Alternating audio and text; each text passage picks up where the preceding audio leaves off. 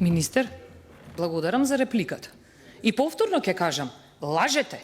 Знаете зошто? Знаете ли зошто, министер?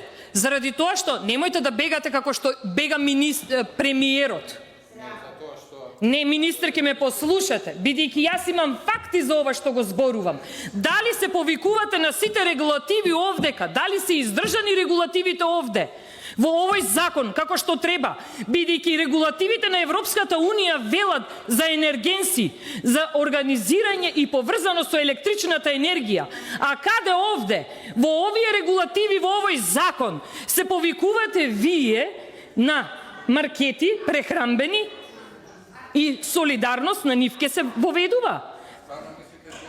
Друго, под став С, рековте, многу убаво и го прочитавте сега. Ја да разбирам, пратеник треба да критикувате, но не и да кажете невистини да навредите.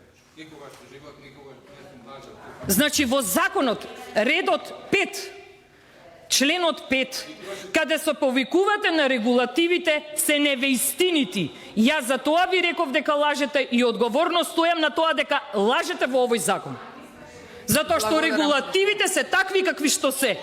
Благодарам, колешке.